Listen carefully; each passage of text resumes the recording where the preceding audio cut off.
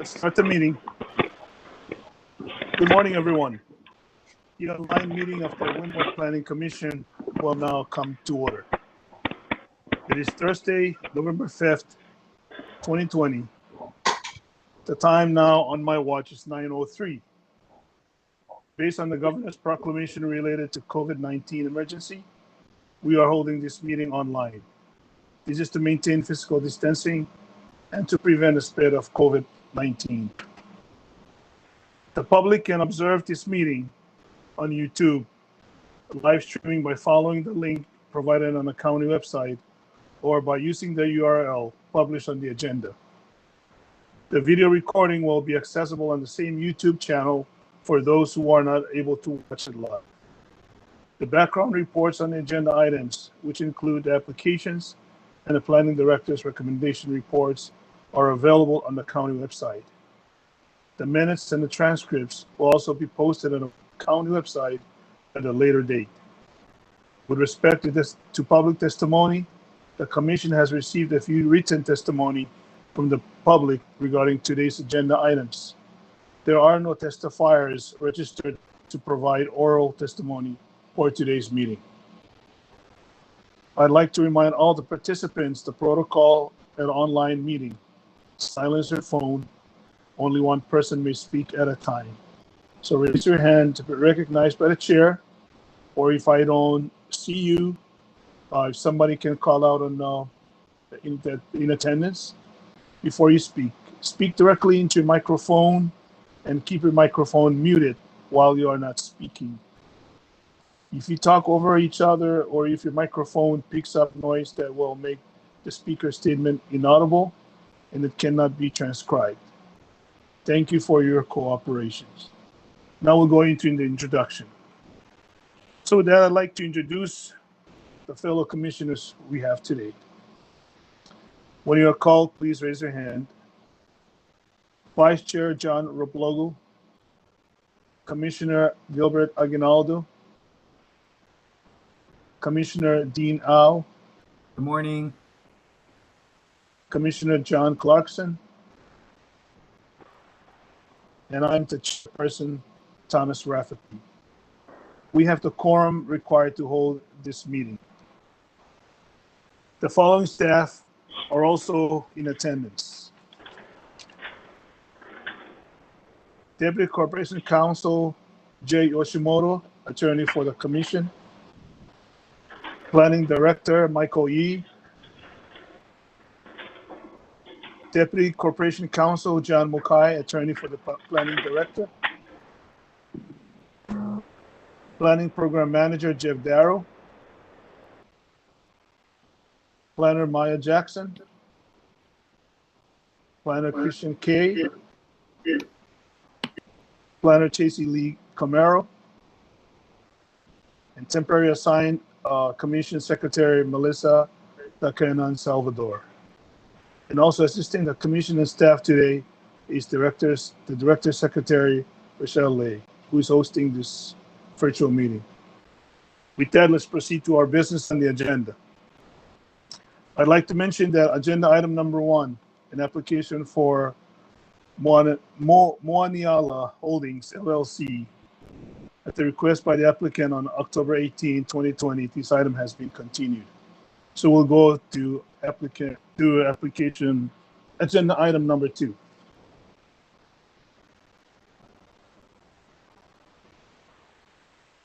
And that's application for a 5-year extension, 5-year time extension to complete construction and deletion of additional parking requirements in condition E, time to complete construction, and 1-year time extension to condition G, time to dedicate road widening strip, deletion of condition J, requirement to install streetlights and traffic control devices, deletion of condition P, fair share requirements, and deletion of condition R, impact fees for ordinance number 1032, which reclassify 5.05 acres of land from a single-family residential 7,500 square feet RS 7.5 and multiple family residential 1,000 square feet, RM1, to a multiple family residential, 1,500 square feet,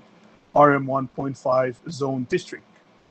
The subject properties are located south of Ukuau Street on the west side or Malka of Kapiolani Street above County Police Department Headquarters Building. Kukuau First, South Hilo, Hawaii, TMK 24025 048 053 and 080. At this time, the staff will make the presentation. Christian? Yes, thank you, Mr. Chair. Good morning to you and to the members of the Windward Planning Commission. If you give me a moment, I'll share my screen here and we'll get started.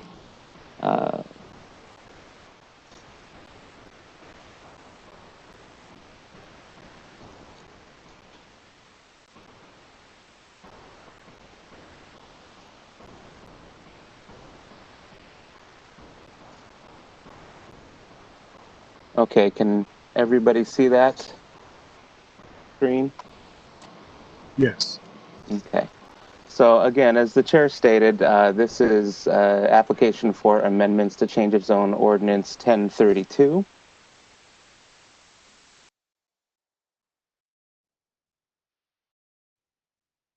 The subject properties are located in the South Hilo district of Hawaii Island and are here outlined in red. For reference, we've got Kapiolani Street running generally north-south through the slide, Kukuau Street running generally east-west through the slide. For further reference, across from the subject properties is the police department headquarters building, and kitty corner is St. Joseph's School property. Just by way of history and context, I want to go through the existing entitlements in the applicant's proposed project. As was stated, ordinance number 1032 was approved on May 10th, 2010 to change the zoning of the subject properties from RS 7.5 and RM1 to RM 1.5, RM 1.5, forgive the typo with the 2.5 here, for 5.05 acres. The applicant and current landowner, Giampaolo Paul Boschetti, originally proposed to construct a 100-unit market rate, multiple family residential, or pardon me, rental housing project and related improvements. Despite Mr. Boschetti's efforts to complete the project, he abandoned it due to uncertainty in financial markets and fluctuations in demand for market rate multiple family rental units in Hilo. Instead, Mr. Boschetti has entered into a purchase agreement with the intent to sell the property to AO 705 Hilo LP, which is a single-purpose limited partnership and an affiliate of Ikaika Ohana, who is the applicant. Ikaika Ohana is a nonprofit 501c3 organization with a mission of developing and operating affordable housing. The applicant, again, this is Ikaika Ohana, is proposing to develop a 64-unit, 100% affordable rental housing development, 63 of which will have income restrictions between 30 and 60% of the area median income, and there will be one unrestricted manager's unit. Finally, construction of the proposed affordable housing is anticipated to begin in the first quarter of 2021 and is estimated to cost approximately $40 million and take 2 years to complete. The applicants are requested several amendments to the current ordinance. First being a 5-year time extension to complete construction, which is condition E. A 1-year time extension to dedicate a future road widening strip, which is condition G. Delete the requirement to install streetlights and traffic control devices, condition J. Delete fair share requirements, condition P, and to delete impact fee requirements, which is condition R. It should be noted that, and is on the agenda as such, that the applicant originally requested the deletion of the additional parking requirement articulated in condition E. However, they subsequently submitted a request to withdraw that amendment after the agenda was published. So I just wanted to state that for the record. The county zoning for the subject property and some of the surrounding properties, again, is multifamily residential 1.5. The subject property is outlined here in black. And again, for reference, we've got Kapiolani Street running north-south to the slide and Kukuau Street running east-west. Other surrounding zoning in the area is a single family, double family, and multiple family residential. The state land use designation for the subject property and the surrounding area is urban, as indicated by the pink color. The general plan land use pattern allocation guide map designates the property and much of the surrounding area, Mauka, of the property as medium density urban. Across Kapiolani Street, as indicated in red, is high density urban. The medium density urban designation supports the multiple family residential zoning designation. Here's an aerial photos of the subject property. The upper left, again, the property is outlined in black here, showing the property and surrounding area. Again, across Kapiolani Street, we've got the police headquarters complex and St. Joseph's School. On the corner here is Hawaii Vision Specialist and ophthalmologist office.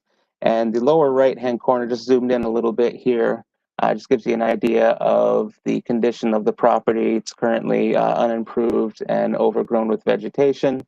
Again, for reference, Kapiolani Street here and Kukuau Street here, which is where the property will be entered. Here's an image of the applicant's proposed site plan. Again, for reference, Kapiolani Street is here on the right-hand side, with an entryway, and then Kukuau Street is up toward the top of the screen with an entryway. Again, the applicant, this is a preliminary site plan. The applicant submitted not necessarily what the final site plan is going to look like, but this just gives an idea of what they're thinking at this point. Here's some site photos. Didn't get a chance to get out and take photos, but the last time I was in the area, it looks generally still like this. Again, the upper left is a view of the Kapiolani Street frontage, looking into the subject property. And then on the bottom right is a view of the Kukuau Street frontage, looking into the subject property. And then here are some views of the street in the area, Kapiolani Street looking south. If you, the subject property being on the right-hand side, and again, you'll see the police department headquarters on the left-hand side. And then the upper right is the same street, just looking the other direction. And then looking at the bottom left is Kukuau Street looking west, and the bottom right is Kukuau Street looking east, with the subject property on the left-hand side. The planning director is making the following recommendations for the requested amendments. First, he is recommending to forward a favorable recommendation to the county council for time extensions to condition E and condition G. He is also recommending that we forward a favorable recommendation with modifications to the county council for condition P, which is the fair share requirements, and condition R, which are the impact fees. He is recommending that we forward an unfavorable recommendation to the county council for condition P, which is a requirement to install streetlights and traffic control devices.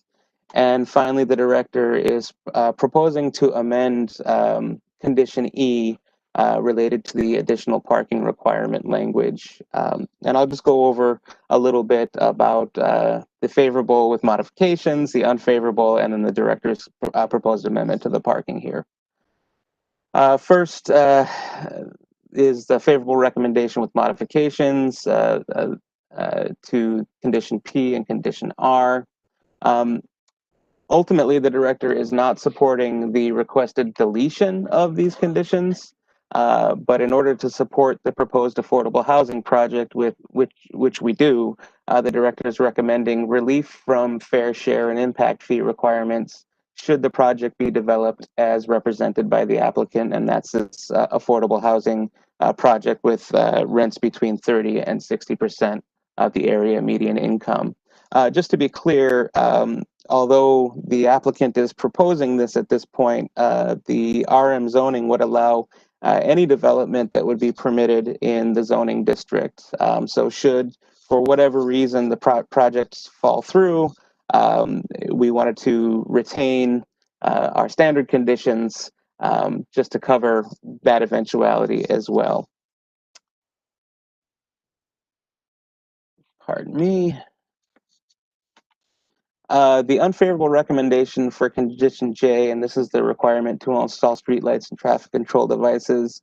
The applicant was initially concerned that having this requirement be in place could add significant price increase on their project. There was some misunderstanding, I think, that that street lights meant like signalized traffic signals, where in this case it's just street lights for illumination, and then had other concerns about the cost of traffic control devices. So they asked for the ability to delete that condition. We did hear back from DPW on this, and ultimately what DPW said is, at this point, those determinations are made once they get a set of construction plans to review against county code to ensure public safety. So even though we put this as a standard condition in most of our rezoning ordinances, even if we were to delete this condition, other sections of county code would require that review and possible installation or possible requirement to install these traffic control devices and the like. And traffic control devices could be anything from striping to a stop sign or those types of things. So ultimately, based on all of this, the director is not supporting the deletion of that condition. And then finally, this got a little bit involved. This is the director is proposing an amendment to condition E related to the additional parking requirement. As we stated before, the applicant originally requested deletion of that language, which ultimately said that the applicant would be required to develop additional parking spaces up to a maximum of 60% of the required spaces for the total residential units to be built within the proposed development. That condition language was added by the county council at the time of the original ordinance in response to the police department and neighbor concerns over the possible shortage of on-site parking for the then proposed 100-unit project. The police department also commented on the current request, this amendment request, with the same concerns that the 80 parking spaces that would be required. So our zoning code requires 1.25 parking spaces for each dwelling unit in the RM zoning designation. And the police then and now were concerned that it would be insufficient and that it may negatively impact their operations. The concern is because there's not sufficient on-street parking available in the area. If there was a shortage of parking on the project site, then residents or guests may come and park in the police department headquarters parking lots across the street. The applicant in their initial application and initial site plan proposed 117 parking spaces, which would have worked out to approximately 45% of the required parking spaces, 45% additional spaces of the required, but they subsequently updated the site plan to remove reference to that specific number. And in response to the police department's comments indicating, or police department's concerns, they indicated that they thought the zoning code requirement of 1.25 spaces would be sufficient for the project. So based on that, and to try to address the police department's concerns and to provide clarity on what that number of additional spaces should be, because the way that the condition is written is very ambiguous and open to a lot of interpretation. The director is recommending that we amend condition E to require 1.8 parking spaces per dwelling unit, which would be 116 spaces at full build out if they build the 64 units. So basically, the director at this point is locking in that number, the director under our zoning code has the authority to determine or require more parking than what the code requires if he or she sees that there's going to be a community benefit or benefit public safety. And at this point, the director is making that determination and articulating that, or proposing to amend the condition to articulate that in the condition E. And again, this is one of those situations where if for whatever reason the affordable housing development doesn't get developed, then it would just fall back to the original condition. So again, just to recap, the director's recommendation is to forward a favorable recommendation of the county council for the applicant's proposed amendments to conditions E and G. Favorable recommendation with modifications to conditions P and R, and an unfavorable recommendation for the proposed amendment to condition J of rezone ordinance 1032. I want to point out that after we sent our background and recommendation report, we got two pieces of correspondence. First would be an email from Ann Toma with concerns about traffic. And then we also received a correspondence from Carl Smith Ball, which is a water commitment time extension request to the Department of Water Supply, addressing some of water supply's comments and requirements. With that, I am happy to answer any questions that the commission may have. And then unless some of the conditions require the presentation, I'll go ahead and stop sharing that right now. Thank you, Christian. Any question from the commission? Go ahead, Commissioner. Thank you, Chair Rafferty. Christian, can you bring up that screen with the proposed development? Sure, one moment, please. So my question is, I might have missed it, but the egress and the in and the out of both entrances of the property, can you point that out again to me? Sure will. One moment, please. So here is the proposed site plan. The Kapiolani Street entrance would be here. And I believe there's a condition of approval on Kapiolani Street, which limits it to right in, right out. Let me find that condition of approval here. And that's been maintained through this amendment request. And then the Kukuau Street ingress egress is going to be toward the top of the screen here. Okay, so I guess you answered my question. Which entrances are right in and right out, and which ones are not? So you've already answered my question. Sure. So okay. Kukuau is not. There are no restrictions. Kapiolani Street, it's a right in, right out. Is that correct? That's my understanding. That's correct. And that condition is new condition F of our amended ordinance, requiring the right in, right out on Kapiolani. Okay, thank you. I just wanted to clarify that because that Sure. wasn't part of your presentation. Thank you. Thank you. Any other questions from the commission?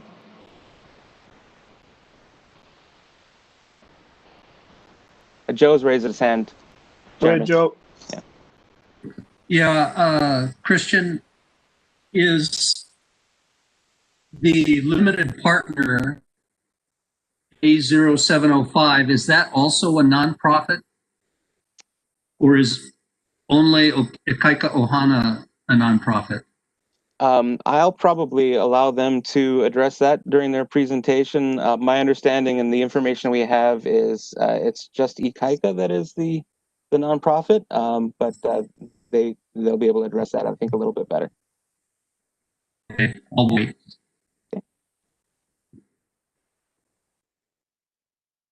Questions, Commission? Dean has his hand up. Commissioner, I'll go ahead. So I have a question about the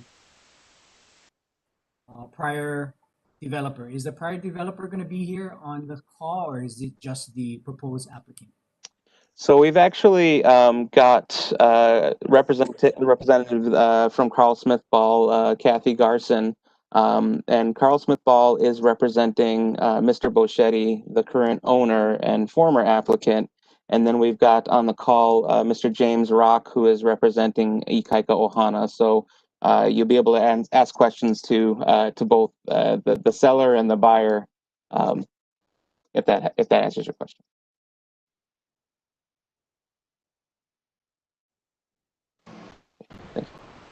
Any other questions, comments, Commission?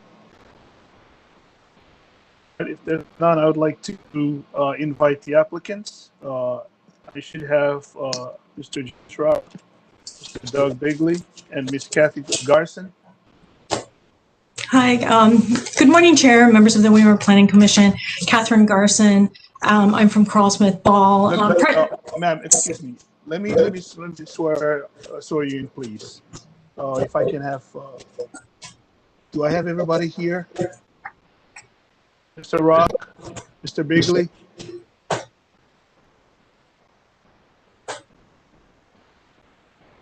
Mr. Rock and Mr. Bigley, are you on? I don't believe Mr. Bigley will be on. James, perhaps you can clarify. Mr. Bigley may not be joining this particular call, but I will be able to represent Ikaika Ohana. Okay. Mr. Rock and Ms. Garson, can you please raise your right hand, please? Do you swear or affirm to tell the truth on this matter now before the Windward Planning Commission? Yes. Yes.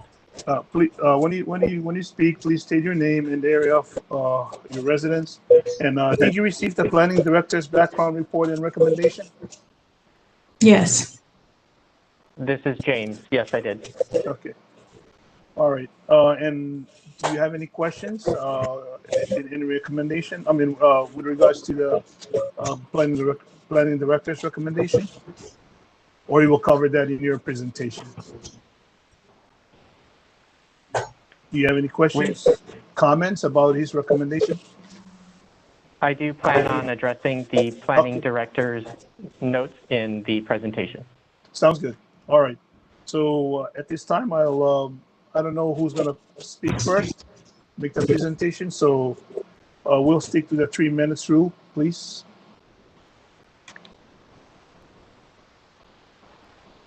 Ms. Garson, you're on mute. Ms. Garson, you're muted. Mr. Rock, are you?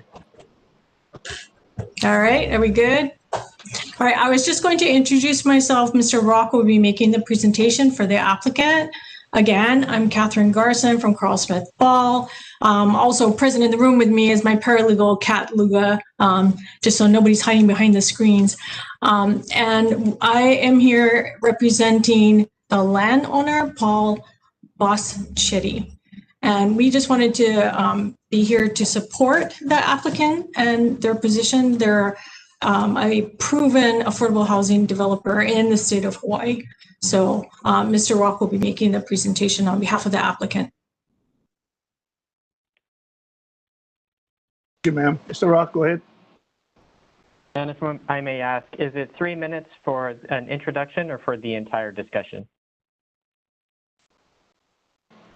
No, Mr. Rock, I take it back. Go ahead and make your presentation. Thank you very much. My name is James Rock. I am here on behalf of Ikaika Ohana. We are the developer proposing the project, Kaia'ulu o Kapiolani. A few things. I do want to thank everybody for having us here today, and I do want to thank the planning department. It's been a pleasure working with them thus far on the project. I understand we have a few disagreements currently in the recommendations, but overall, it's been great to work with them. As a way of quick background, Ikaika Ohana is a mission-driven affordable housing developer. We currently have about 180 affordable housing units within the county. Last week, we secured all of the financing for 60 single-family homes in Kona that are going to start construction this week. And we have another project in Waikoloa that's an additional 60 units that we hope to start construction in the first quarter of next year. As far as the proposed project, in general, there's a couple of things we would like to highlight. The first is that for affordable housing, we can use affordable housing as a tool to help address issues within the county. some of these issues will be directly discussed in this presentation, but overall, our view of the world is that affordable housing can be a net contributor. We can make our residents better, we can make our neighborhoods better, and we do encourage just the feedback and participation with the various groups to make the project the best project possible. For our project, the way that we've looked at our site, we try to take a holistic approach.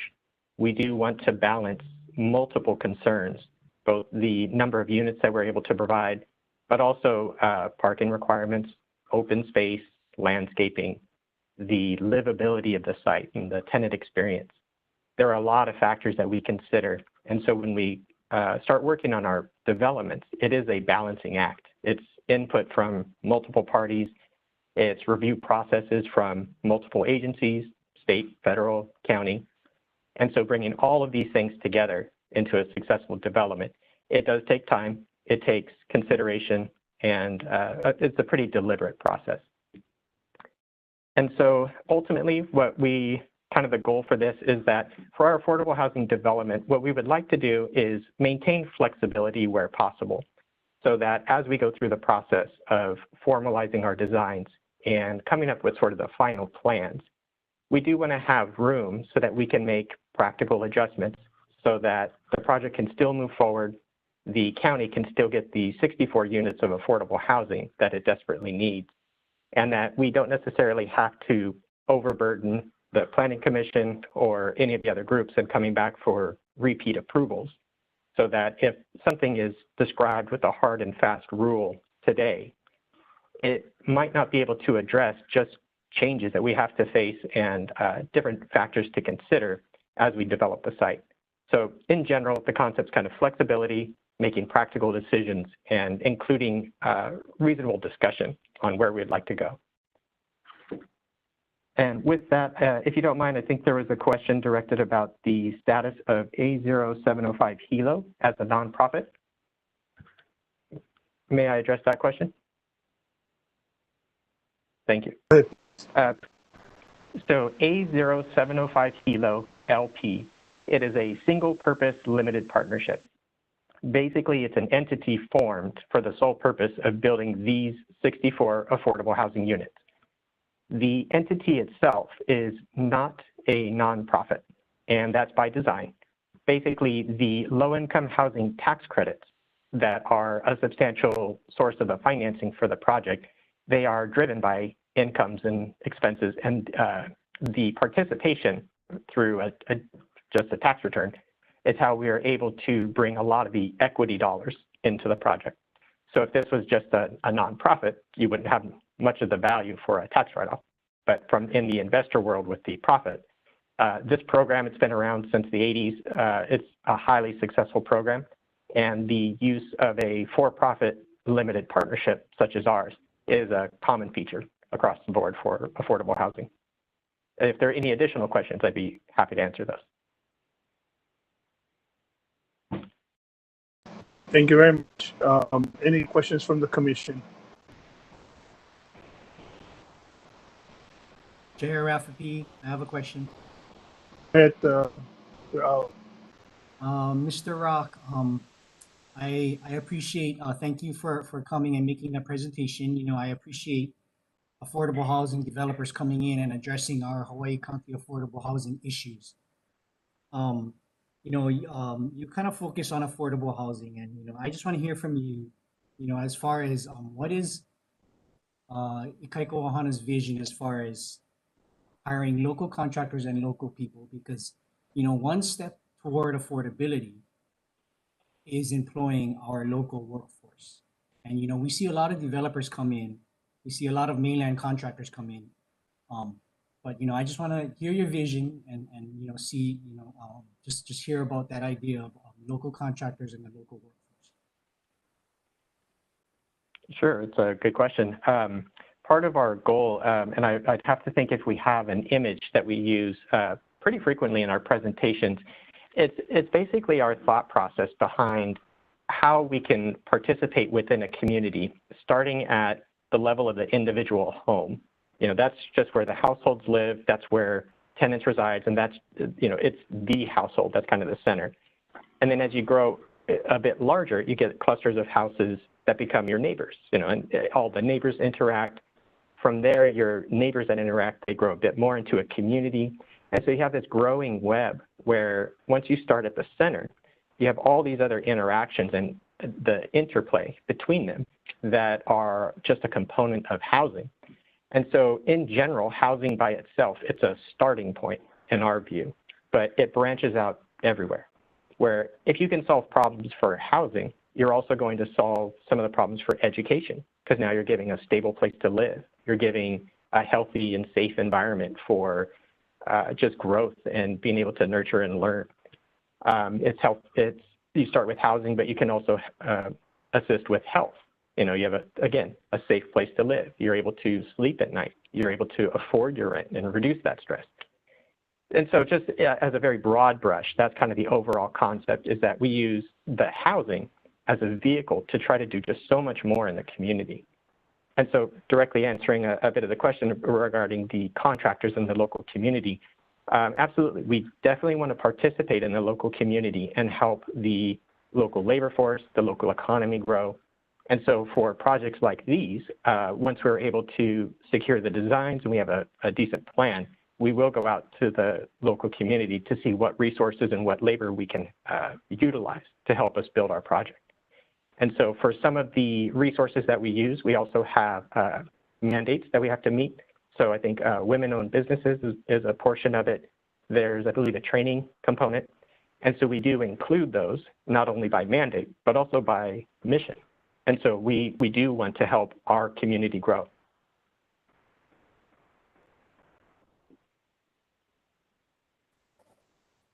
Mr. Rock, Chair Rafferty, for current landowner. Go ahead, Mr. Al. Ask that question. Yes, you may. Okay, Ms. Garrison, is that your last name, Garson? Garson. Okay, thank you, Ms. Garson. So my question to the developer, to the current landowner is, you know, I just want to disclose that I was on the commission back in 2010 when this rezone was in front of the commission and went to the county council. And I was very excited to see developments coming up and, you know, seeing housing built, you know, and this was 10 years ago. I'm a little bit disappointed that he wasn't able to move forward with his project, because now is a time we need that inventory. So I guess my question is really just, you know, why really didn't he do anything? I mean, I know he stated that for financial reasons, but I mean, is that the only reason why? Yeah, I honestly don't have anything beyond that. You know, development is sort of a function of what the market will bear. And at this point, affordable housing seems to be what this community needs the most.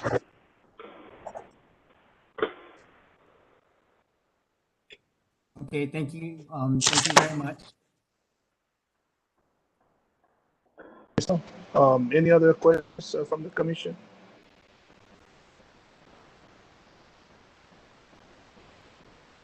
All right, if there's no question. Chair Rafferty, I have one more question. Go ahead, sir. So, Mr. Rock, you mentioned that you had some issues with the director's proposed amendments. Did you share that with us? I'm happy to do so now, if that's appropriate. Go ahead. Sure. And so if I can do the quick recapture or the run through of the conditions under discussion. So for conditions G, P, and R, I think that we are all in agreement on the recommended changes.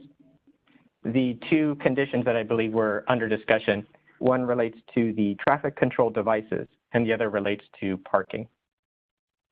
And so is there an issue that the commission would like to address first between traffic control or parking? Okay. Let me grab notes. So for the traffic control devices, there's a couple of different components. We do understand the need for safety, the need for meeting the standards designed by the county as to traffic levels and levels of service. And so currently with our project designs and with the traffic studies that have been prepared, the proposed development, it should not decrease levels of service below the county standards. And there are also the existing conditions, as were mentioned before by Christian, the right turn in and out on Kapiolani Street to additionally help mitigate the traffic concerns related to the development. The right turn in and out, we think that's an appropriate and reasonable response. But as mentioned in the presentation as well, the concern that we have is that if there is a requirement to signalize an intersection, perhaps Kapiolani and Kukuau, or maybe one of the other intersections in the neighborhood, the way that the affordable housing financing is structured is that it's very difficult and it's a very slow moving train to try to obtain additional resources. And so from our studies and from the county codes, nothing that we're seeing would impose a requirement to install traffic control devices. And we do plan on going through the Department of Public Works and having the traffic department review the project to confirm that we've met those standards. The concern that we had, though, is that if for some reason the requirement is established through a zoning ordinance that we install a traffic control device, we end up having almost two different similar requirements. So you have the county code requirement that we go through Department of Public Works, and then you have a duplicate of that requirement also in the ordinance. And so as we go through the development, if we find that traffic control devices are not needed through the county code and Department of Public Works, there's still the risk that I might have to come back again to the Planning Commission and now install a device because of the wording in the resolution. And so from our standpoint, the county doesn't necessarily lose anything or degrade its standard for traffic controls by removing some of the language requested in condition J. It does offer more flexibility for affordable housing. It allows Public Works to continue its review during the permitting process. And we do believe that the proposed development will maintain satisfactory levels of traffic in the area. So regarding traffic, are there any questions?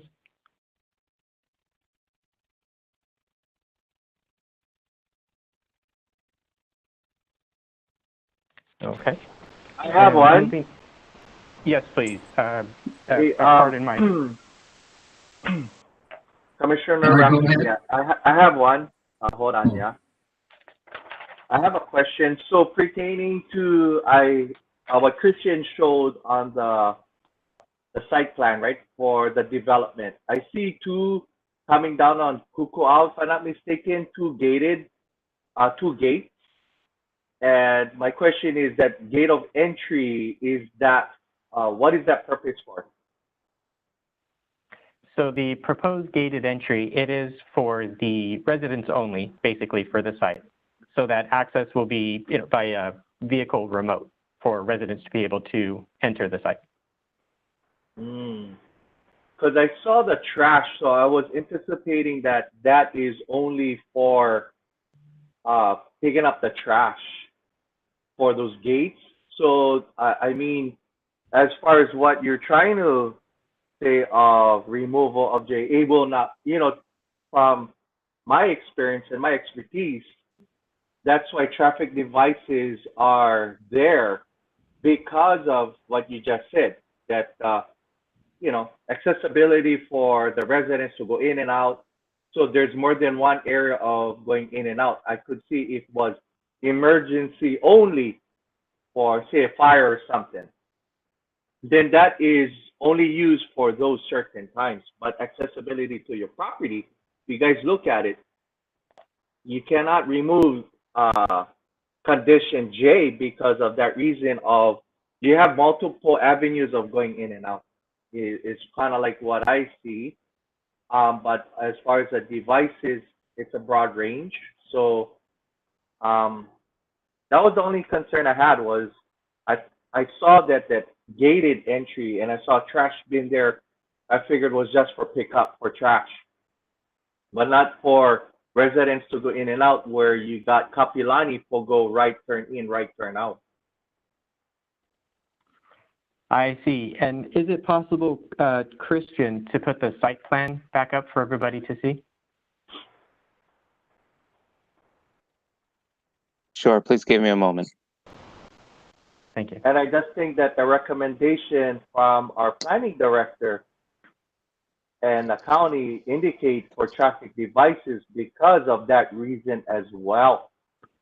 Because you will impact of people going in, out from Kapilani, Kuku'ao, and there's a stop sign coming down on Kuku'ao going onto Kapilani. So in that area, there might be a possibility of an impact in that area.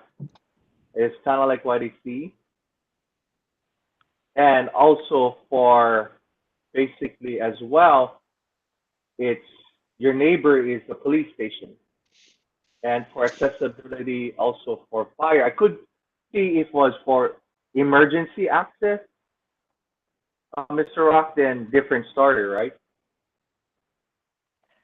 And for my own understanding, so the concern is with the location of the vehicle gate marked on the site plan? No, it was like the concern to me was of certain stuff removing on in the language on Appendix L of traffic devices and concerned impacted costs for traffic signal, that might impact you folks on your development. But you got to truly understand as a developer, you have multiple avenues of access in and out. And you just said that it's for residents to go in, go out on accessibility of Kapilani. I mean, Holualoa I'm pretty sure you're familiar if you're a developer in Honolulu, senior housing in Holualoa, there's one way in, one way out on the senior housing. And it's wide, it's accessible, it's a gated community. But I can see if your gate in the back is for access only for possibly for trash and for emergency access only. It might, benefit and help where, on your guys' standpoint, because I was looking at it as the main entry of the accessibility, right turn in, right turn out. That's your main entry. And as far as coming on Kuku'ao, you got to understand too is the road is narrow. You're better off going on Kapilani. Coming down Kuku'ao, it's kind of like you're coming down and you got to turn, and there's, it's just my train of, just my thought, yeah. And how you gonna go out from there? Which is your in and which is your out off of Kuku'ao? Right, on Kuku'ao. Yeah. Right, so on by your gate, Kuku'ao. yeah, because I don't see arrows. If you're presenting something to me and I know traffic well, I would like to know what is your in and out as well on that, because you guys didn't say anything, only right turn in, right turn out from Kapilani, not on Kuku'ao. So of course, the recommendation that is made of traffic devices, it's because it's broad, because it's vague. I don't see, sorry, I gotta blow it up a little bit, and please excuse me. Yeah, there's no arrows of which is in, which is out off of Kuku'ao where vehicle gate is. So again, it's vague to me. Vehicle gate is like, hey, is it for the rubbish pickup people or is it for emergency access only? Understood, and thank you for that. Christian, if possible, can you zoom in on the gated entry near Kapiolani? Is that possible? Let me see if that's a possibility. Just one moment. And while Christian is trying to zoom in, I completely understand the concept about the vehicle flow. We do not have arrows and we don't indicate, so I do apologize for the lack of clarity there. Yeah, no worries. As a general concept, the site is developed or proposes to be developed as two-way traffic. So it will have vehicle flow, both directions. And so it's not a one-way proposed street within the site. And so the vehicles here, if you notice on Kapiolani, kind of towards the top of the page, that is the right entry. And the space in between Kapiolani Street and the gate, that's anticipated for just cars loading as the gate opens. And so all of these spaces are being designed in accordance with the county code for traffic mitigation to make sure that we do have safe entries and exits for the vehicles. And then, Right. Christian, if possible, can you go to the Kukuau entry? Sure.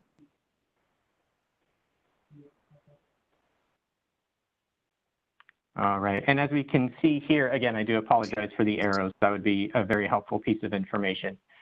This is a 2-lane, both direction drive aisle. It'll also be designed with sufficient space for the loading prior to the vehicle gate.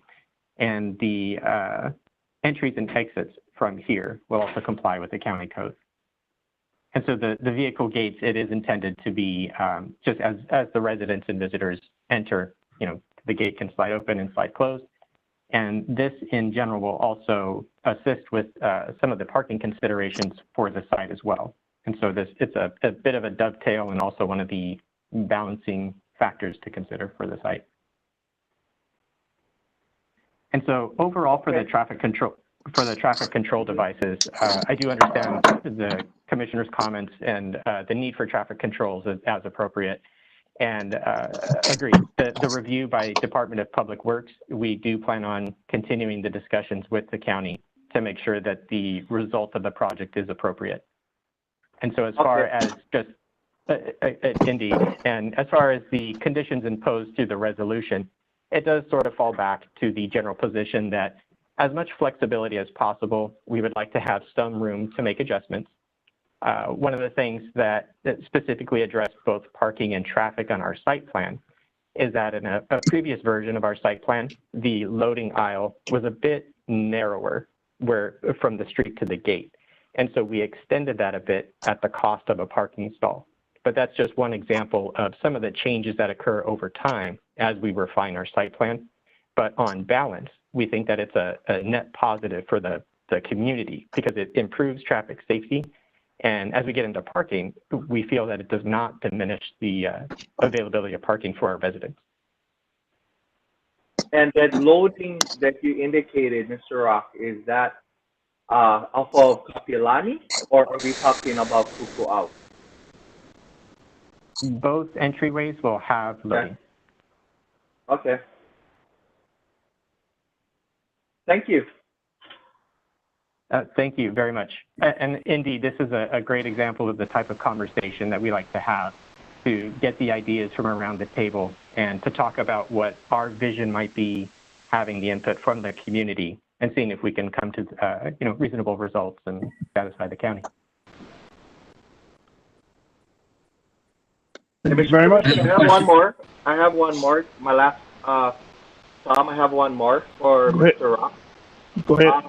As far as based on the residents and what you're looking at for affordable housing and what you guys trying to do, I'm sure you guys going to be catering, and there's a threshold as far as income.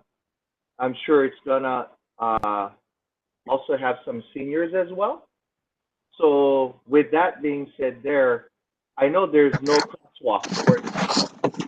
There's possibly, on our condition J, traffic devices, if it's required by Public Works, is a crosswalk for pedestrians to cross Kapilani instead of going all the way down to the 4-way stop or above on Kapilani is a device for crosswalk devices, a flasher. So that might be maybe for you is what do you mean by traffic devices? There's a lot. From street light to crosswalk, pedestrian, flashing light. And yes, it's part of it too for traffic signal. All depends on what kind of impact you're gonna do to our county roads is where you gotta understand on that. But I think that the questions that I've asked you, you have answered it, very well. Thank you. Any other questions from the commission? Yes. I have a question for the director. Mr. Clarkson? Yeah, I'm just curious about this condition J. If Public Works is going to have the final say. Every configuration of build out is going to be subject to Public Works review and their requirements. I'd just like to have Director Yee explain why this condition needs to be in here at all. I mean, I thought that I don't see it as a big deal from my point of view, but apparently the developer sees it as an unnecessary hurdle to have to go through Public Works and then come back to the Planning Commission to have Condition J modified. So why can't we just delete Condition J? I'll give Christian a chance to respond first. Sure. Thanks. Thanks for the question, Joe. So, I mean, ultimately, the condition is part of the ordinance as is right now. It's a standard condition that if you look at all of our rezoning ordinances, we have a set of standard conditions that we add into our rezoning ordinances. This is one of those that's in there. I would like to point to the language, though, and the intent of the condition is streetlights and traffic control devices, as may be required by the Traffic Division, Department of Public Works, shall be installed by the applicant. There's no, in my mind, there's no concern about having to come back to the commission or the council to try and amend this. This is just an informational condition saying that these types of facilities may need to be installed if DPW Traffic Division requires them. So it's really just advising the applicant on next steps ultimately. So basically it's, and as we stated in our recommendation, even if we deleted this condition, at the end of the day, functionally, everything happens the same way. So we just wanted to default to our standard set of conditions. I'm not sure that there's a huge amount of heartburn one way or the other. I haven't heard anything, in our conversations with the applicant. We tried to express the same thing to them, before. So unless there's something that really, like, this is something for funding reasons or whatever that's going to kill the project, I don't see a huge reason to take it out. But that's just my opinion. Michael Yee, planning director, I want to add, Joe, that so there is kind of standard language in our conditions that basically say a project has to follow federal, state, and county laws, right? And we could always just write that and it'd be one sentence and we'd be done. But we always write conditions that kind of reiterate certain areas. It could be historic preservation, it could be roads, and we reiterate things because it's important, right? And so yes, it's kind of repetitive. So I don't want a document that uses every letter of the alphabet and then some, but we also don't want to just rely on one sentence that tells projects you got to follow all the laws that are out there. So it becomes a balancing act. That's the short answer to it. Thank you. Well, can I go back to Mr. Rock then, please? And could you clarify one more time why this advisory condition poses a problem, since you're going to have to go through DPW eventually anyway, and that's still all up in the air what they're going to require. What's so about this condition for your financing? The condition itself to seek approval from Public Works, we basically agree with Planning Department, is that it is appropriate to go through traffic.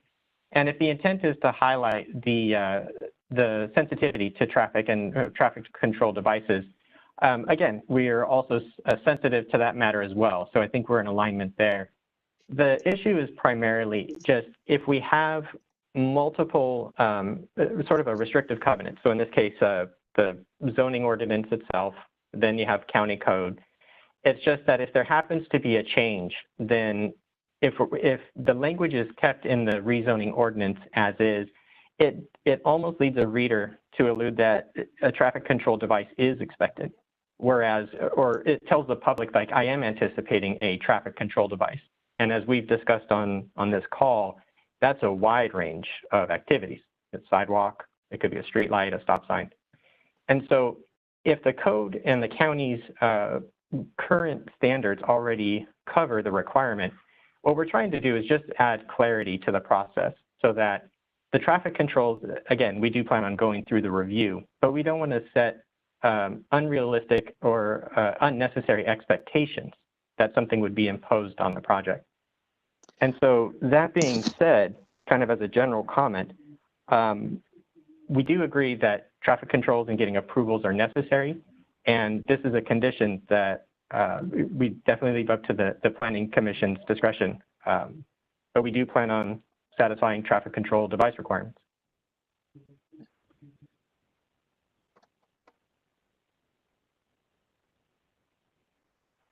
You okay with that, Mr. Clarkson? Okay, thank you. Thank you. I do have a question, a follow-up question to the staff. If, let's say, if we decide to eliminate this condition and the project falls through, it doesn't happen, what's going to happen with that condition? Will it be deleted forever? I mean, it will not be part of the, it will not go back to having that condition reinstated? So yes, that's correct. If the commission recommends a deletion and the county council agrees and deletes the condition, the ordinance that comes out of the council wouldn't have that. Again, functionally, any subsequent development would have to go through traffic division for a determination of traffic control devices and streetlights in any case. So I think that's kind of technically, yes, it wouldn't be there on the document, but functionally, they'd still have to go through and follow that section of code upon review of construction plans. Thank you very much. Yeah. Okay. I think Mr. Rock addressed the traffic, and I think you still get the parking to address. There was a concern that one of the concerns that was brought up, I think, was by Commissioner Al.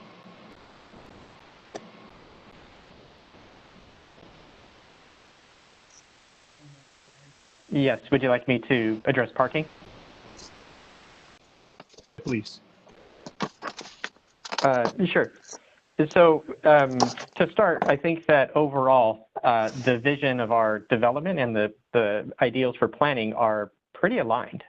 Having appropriate parking, I think, is a common goal that we share. And so that's, from that standpoint, I think we're actually on pretty good ground.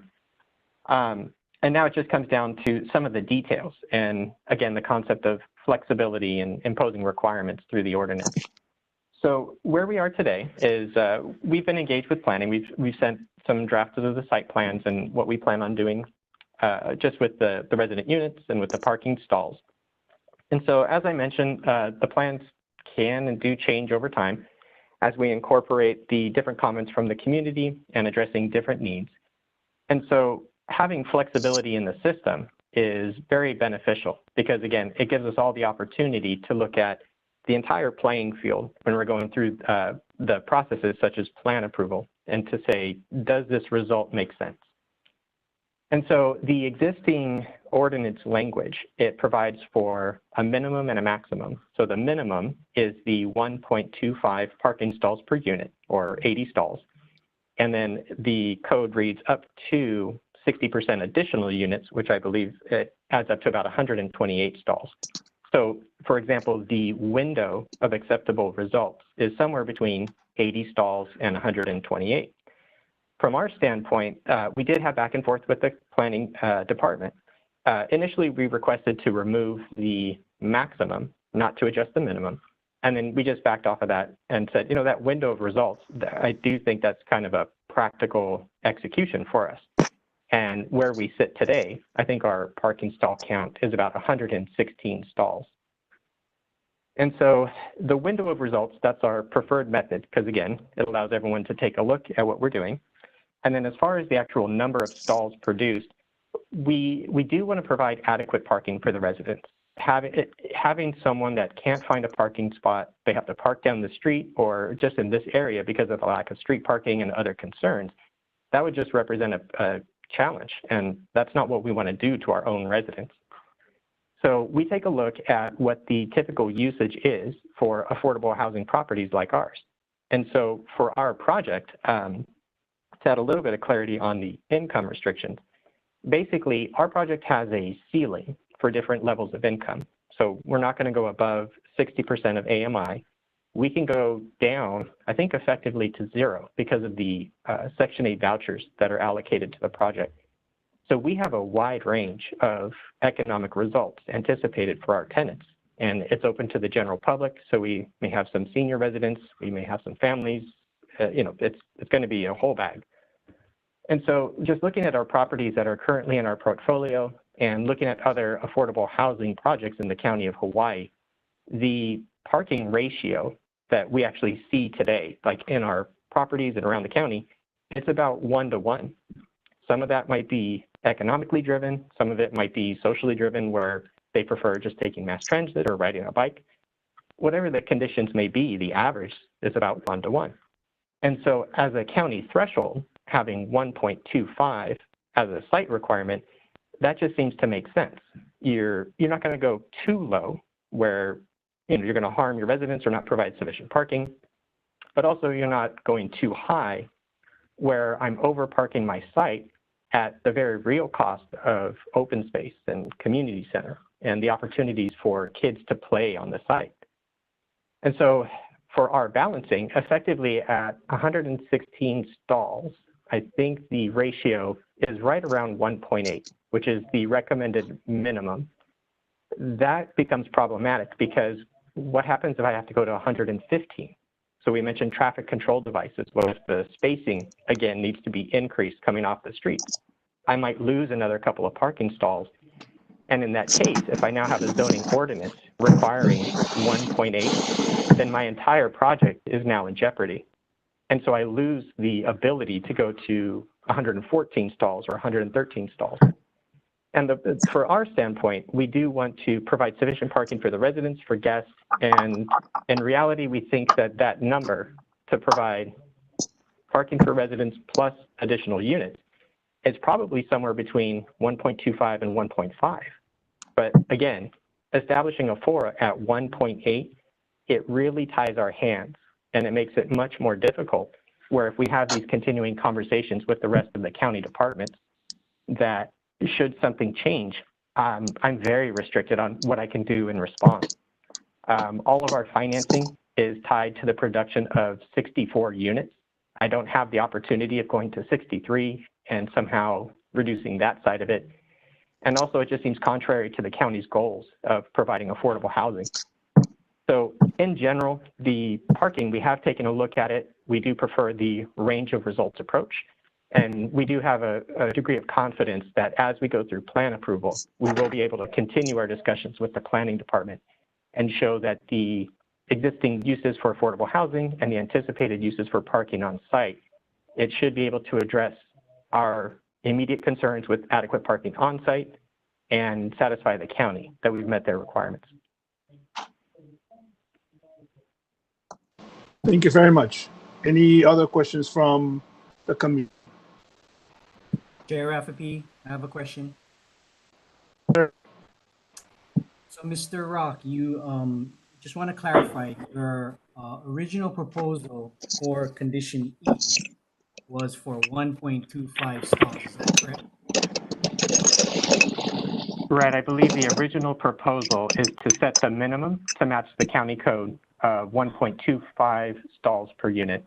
And our intent is to do more than that. So your intent is not really, it's not, so for the record, what we're doing at this, for this condition is where the director is recommending 1.8 stalls. You, the applicant originally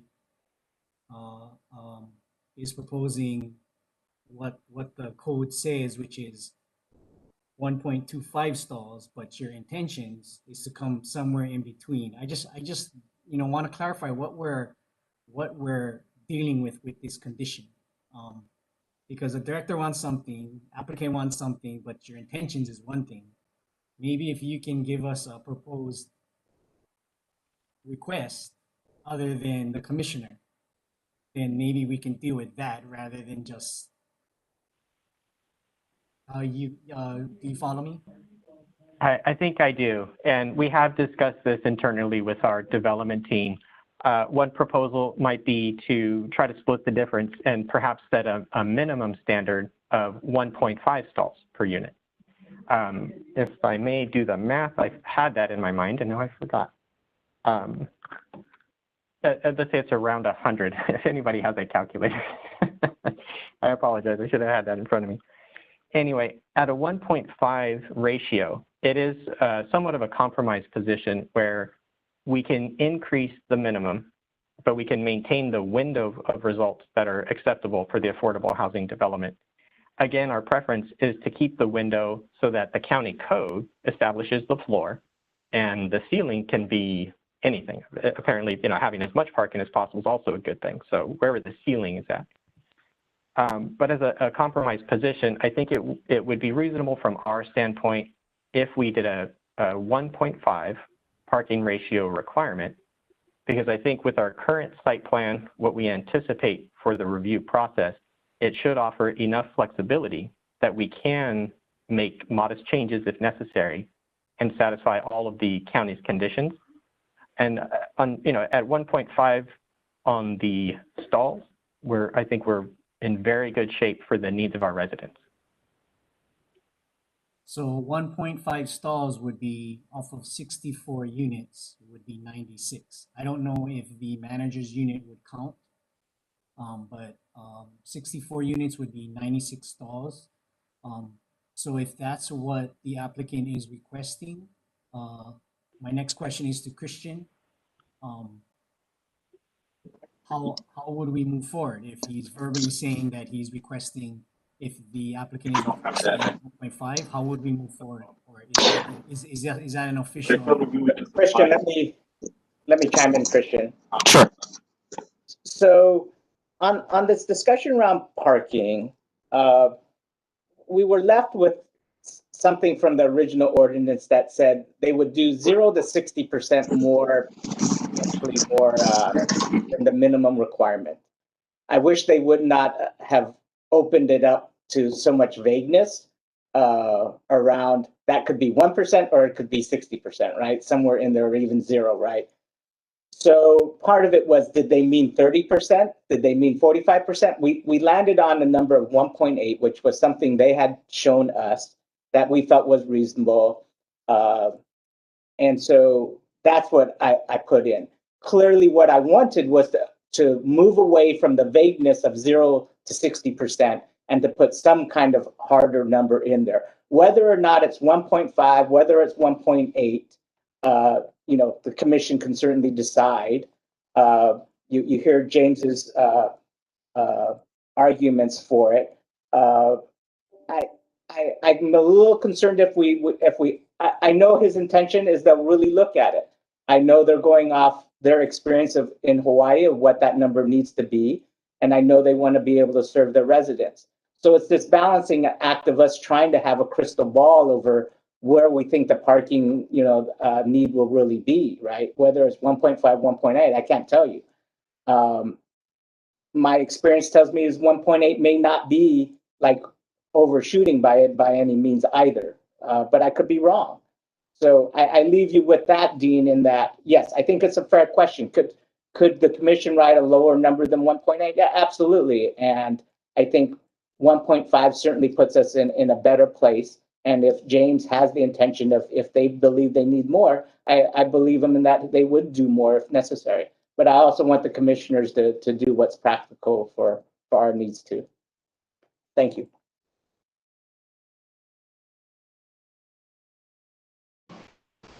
Thank you very much, Mr. Yee. Any other questions? Any other comments? Mr. Commissioner, Tom, I have a question for Mr. Rock. So, yeah, the scenario we're talking about by this hearing, parking, parking, parking. Now, Mr. Rock, have you looked into our county mass transit as far as if there is, because you got to look at it, right? Impact. An impact walking is now an impact. Parking vehicles is an impact. Now, have you looked into our mass transit, county mass transit system, if there is bus stops nearby, and do your research on that? That may help, possibly. I'm just thinking outside of the box. That may help in what you're trying to achieve. If you had a bus, if there is, buses, small buses, alien buses coming within the town, something to think about. So I know parking, that's like what the discussion right now is, do we have enough parking? But is there another, do you have a plan B? Is that something, did you and your team look into as developers, look into that option as well?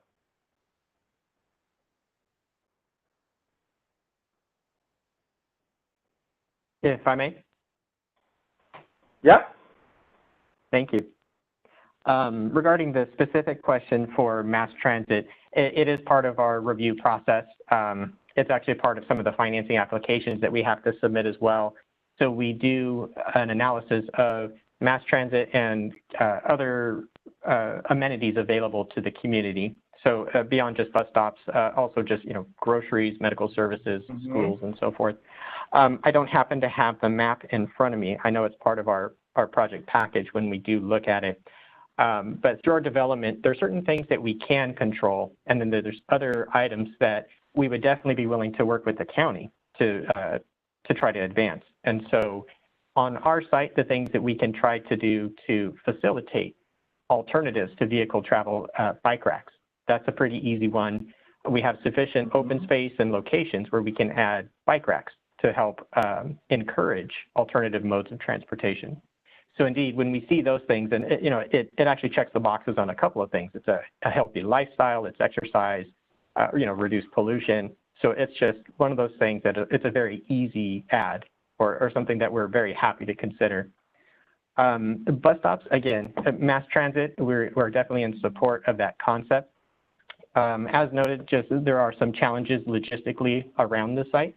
The width of the street, if a bus stop was located at our project entrance, you also do have challenges of, are vehicles able to get around a bus stop, or are there potential modifications that the county would want to do within the county right-of-way to assist in developing that? Some of the concern or some of the considerations, if it's an additional financial cost that's imposed on the project, it does just make bringing affordable housing to the island a bit more challenging, because every dollar is difficult to get. We're in a highly competitive world. And so we're definitely happy to have the conversation and participate about additional tools that we can bring to the development, not just for our residents, but the surrounding community, to help address concerns just like these. Yeah, because your surrounding neighbors are saying like, oh, gonna say in, try to say in a well manner that this development might impact the roads. So another method, like I indicated, maybe some surrounding neighbors like, hey, there's potential mass transit bus stop. Hey, we can just walk to the bus and catch the bus, just go to the grocery shop and come back or whatever. Then it lessens the counts of cars going on the road in that area. But again, it's just a thought that I just wanted to ask if you guys looked into that as another alternative consideration and whatnot. But thank you. And definitely thank you for the comment. It's a conversation that we can continue to have with the county to see if there are opportunities to provide that. Right. Because they do have handicapped, the smaller new buses that can entertain disability, yeah, as well. But you know, it's a win-win. You know, you got to look at, you know, Mr. Rock, you cannot win them all, right? Even a county. So we got to find a common ground of balance of agreement. Thank you. I yield at this time. Thank you very much. Any other questions from the commission? Any comments? Mr. O, go ahead. Joe can go ahead. Joe raised his hand. I don't have a question. I'm just prepared to make a motion. Mr. Clarkson? Yeah, I just have a question about the gate loading areas. My concern is there any flexibility? I can see how DPW could require the developer to make traffic control devices on public property, but would they be able to require the removal of the gates if there's a consistent problem with loading backing out into the street? Because for whatever reason, large numbers of people come and go at the same time with their vehicles. I don't know who that would be a question for, whether staff or the applicant. But I see that as a potential problem, and I just want to know what the likely resolution would be.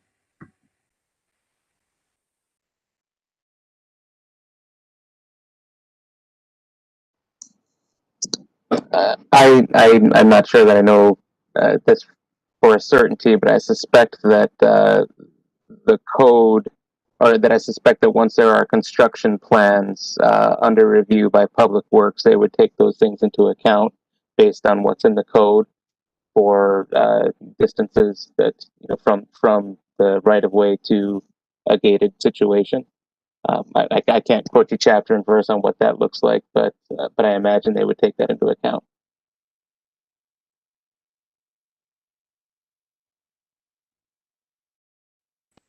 Thank you. Any other questions or comments? I think Mr. Rock had his hand up, Mr. Chair. Oh, Mr. Rock, go ahead. Thank you.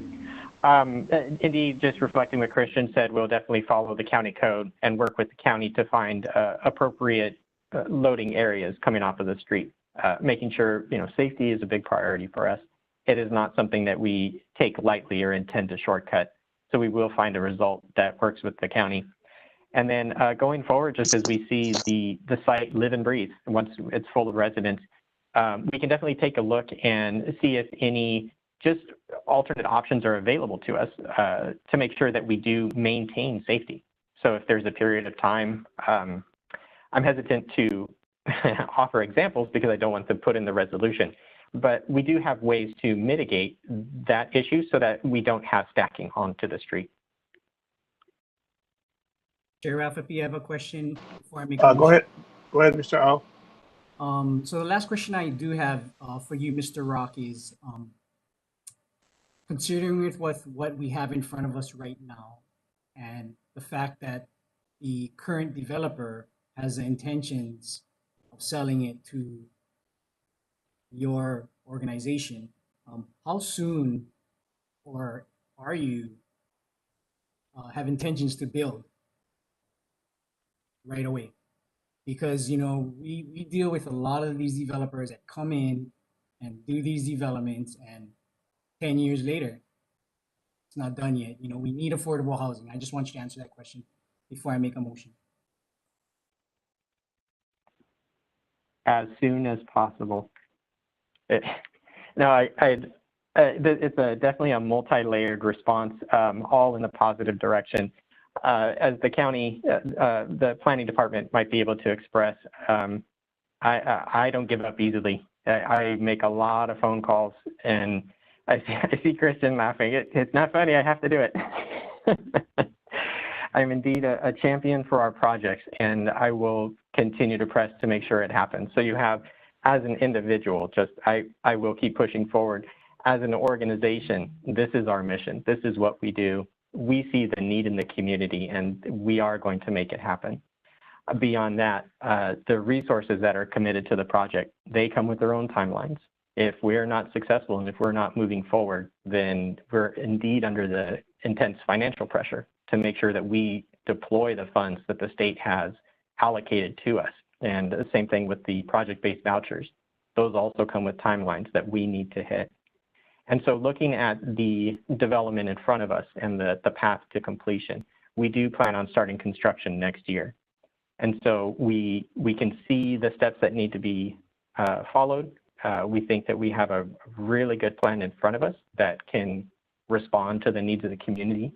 And by this time next year, you know, we hope to be underway and the county can see progress. And then a couple of years following that, our sincere intent is that the county comes back and just says, wow, I really want more of this. So we're here, we're committed, we are going to make this happen. Hey, James, is it possible that I could say one other thing? This is Doug Bigler. I also work with the Kaikahana. Mr. Bigley, did I swear you in? I don't think you did. Nobody swears me in. My wife does when I get up in the morning, but other than that, nothing. No. Great. Yeah. And I'll swear you in there. All right, perfect. Please What I raise need your right hand. You got it. Do you swear or affirm to tell the truth on this matter now before the Windward Planning Commission? I do. Thank you very much. Please proceed. I just wanted to dovetail what James was saying and indicate that when we do an affordable housing project, there are a number of hurdles we have to clear to be successful. We have to obtain financing from federal and state agencies. And on this particular project, and James, you can correct me if I'm stating anything incorrectly, but the success or failure of this project is almost entirely up to the county of Hawaii now. It's not a state issue. It's really not a federal issue anymore because we've actually cleared all those hurdles. So we've obtained all the financing at the state level. And what we were just talking about today, that we've made some applications for local financing, but 95% of the funding for this project is going to come from non-county sources. Either way we look at it. And those non-county sources have already been, all the competitive sources have already been committed to this project. So the point I think James is making here, and I think the thrust of what he's saying is, we understand everything everybody said. And what we're trying to build into the program is flexibility so that we don't have to come back and see you, not because we don't like you, but more like we want to cut down on the number of agencies and things that we have to do to actually be successful and actually get the project done. But to be very clear, the few hurdles that we have left are clearly in the county's control, if you will. So we won't be coming back to you saying, you know, the state, you know, did not do it. It would be more or less something here that we couldn't accomplish would be the problem. Usually it's a funding source that didn't come through at the state level or the county level. We didn't come to you without those things in place. So that's what makes this project quite actually unique, is that it's almost like, in a way, we're not starting with you or ending with you in some respects, right? Because we've done the other hard work up front. So Dean, I think you asked the question. This project, we'd love to start it in June of next year. The likelihood is we'll start later than that because we have one last funding source we're requesting with the county. But if that comes through, it would, it would probably, I think that funding source is like November, maybe October, November. So it's going next year if all things, if the things line up on the county level. Does that answer your question? Yes, it does, Mr. Bigley. Thank Thanks. you. We're excited about it. Thank you. Mr. Chair, I'm ready to make a motion if you want. Mr. Al, go ahead, and if there's no other questions from the commission. All right, Mr. Al, go ahead. Thank you, Mr. Chair. So I move that a favorable recommendation be forwarded to the county council on the application to amend change of zone ordinance number 1032 of the applicant's proposed amendment to condition G, applicant's proposed deletion for condition J, planning director's modifications to condition T and R, and our commission's amended condition to condition E to require minimum parking of 1.5 stalls per unit.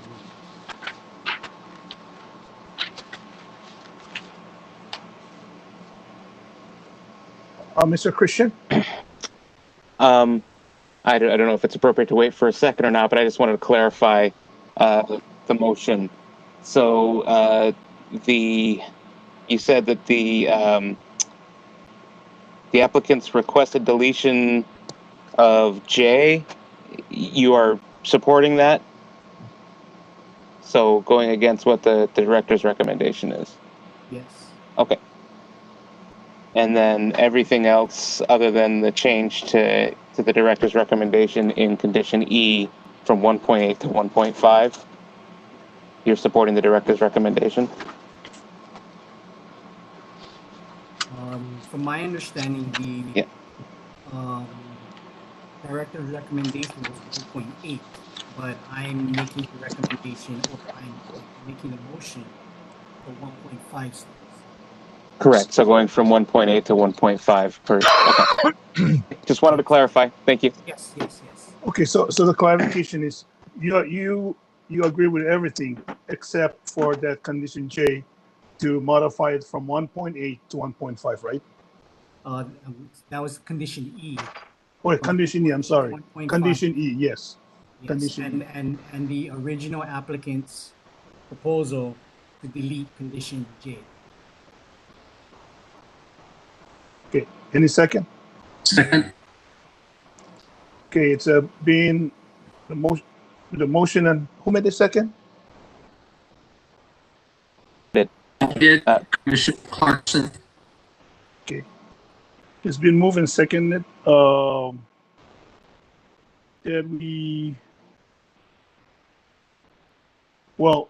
the motion as stated by Mr. Au, I don't want to go back and read the whole thing. Any discussion on that motion? Yes, since I made the motion, can I start off with discussion? Go ahead. I just want to say that I appreciate any developer that's going to come forward and address affordable housing units. You know, we all know the story. Everybody knows the story about the need for affordable units. You know, we need to move whatever project we can to create more inventory for the Hawaii Island people. What's important for me as a commissioner, and being here and representing the people of the Big Island, is it's important to hire local contractors that hire local people, because there's local people that are going to be living in these homes. So to me, that's very important. The applicant has stated that, and that's an important factor for me. You know, affordability is one thing, but it's the people that are going to be living in it. They have to be able to afford these units to live in, and that's where the jobs come from. So just that's the only comment I have. Thank you. Any other discussions? All right. I This have one? I Go have ahead. a statement. I disagree with the 1.5 parking. I prefer the director's recommendation for 1.8. Not having enough parking turns into a real problem and creates undue stress, I believe. And 1.8 isn't that much more than 1.5. Anyway, that's my comment on it. Thank you. All right. Any other discussions? Yes, I'd just like to clarify my view of the parking issue as I seconded the motion. I didn't hear anything from the director or from planning staff that contradicted Mr. Rock's assertion that the actual code minimum of 1.25 was typically ample for this kind of development, and that when the director was talking about a possible change from 1.8 to 1.5, his concern was more for certainty rather than the actual number. So I would support the 1.5. Thank you. Any other comments? If no comments, staff, take the roll call vote. Commissioner Rafferty, I have one. So Okay, go ahead. just clarification. Is removing condition J, correct? And leaving it up to Public Works to make their necessary recommendation for the anything to do with traffic devices. Am I understanding that correctly with our commissioners? That's correct. Okay. I yield. All right. Any other comments, questions? Okay, staff, take the roll call vote, please.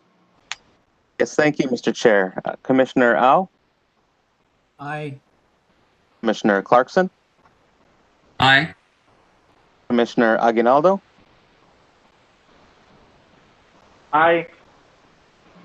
Commissioner Replogle, Aye. and Chair Rafferty. Aye. Thank you, Mr. Chair. Motion carries 5-0. All right, thank you very much. Mr. Rock, you'll be notified of the commission's decision in writing. Thank you very much. At this time, I'd like to take a 5-minute Thank break. you. If we can come back here at 10:45. Right now it's 10:40. On my watch, 10:45, we reconvene, please. Thank you. Thank you, everybody. Aloha. Thank you.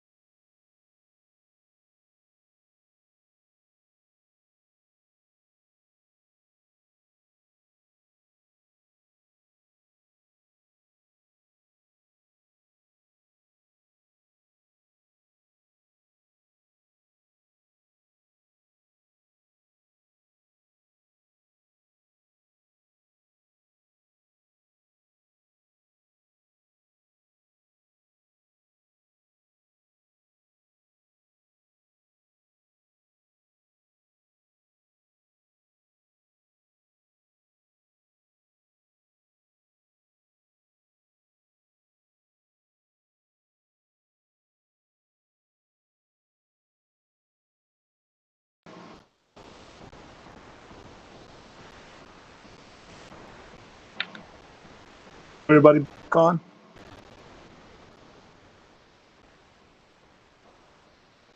I'm I here. gotta go in.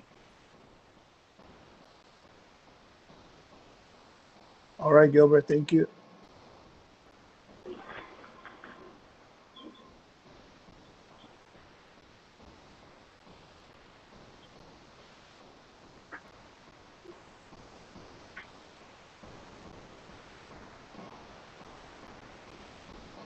Mr. Pluggle, are you there?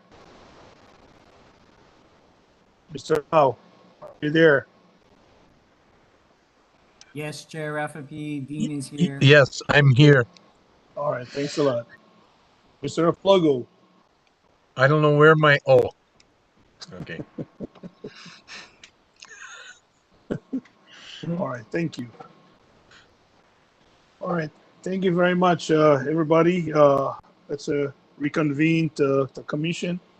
And before we continue, I'd like to, I understand that Malia Hall is here. So I'd like to acknowledge her presence.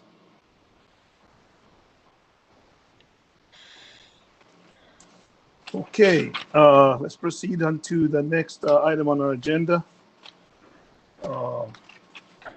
It is Planning Director initiated item, an ordinance amending Chapter 25 of the Zoning Code, Article 2, Division 6 of the Hawaii County Code, 1983, 2016 edition as amended, to update the time and revocation requirements for the Windward Planning Commission and Leeward Planning Commission to act on and revoke a use permit to be consistent with the Planning Commission rules of practice and procedure.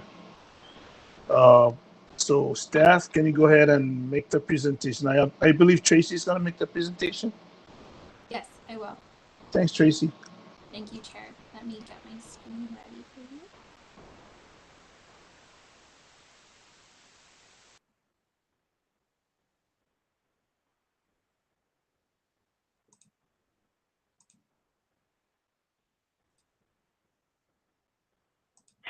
Tracy, you may need to speak like you're speaking to your kids a little more loudly. Okay. Sorry. I will try my best.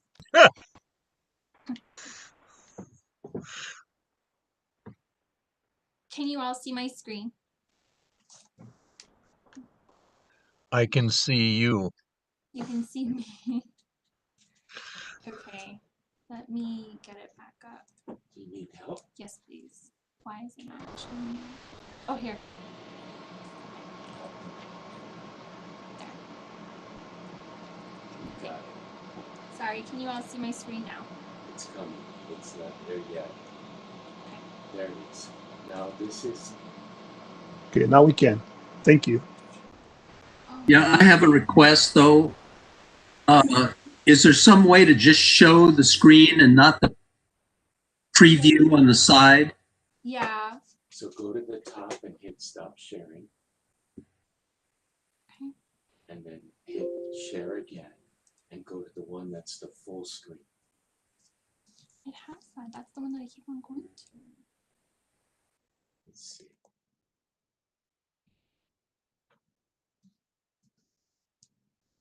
That's doing it again. I'm not too sure why it's doing this again.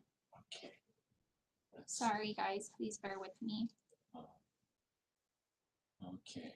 Try stop sharing. Go up to the top. Okay. I did. You So did now it's on stop me. sharing, right? Yes. Okay. Try that one. This one? Yeah.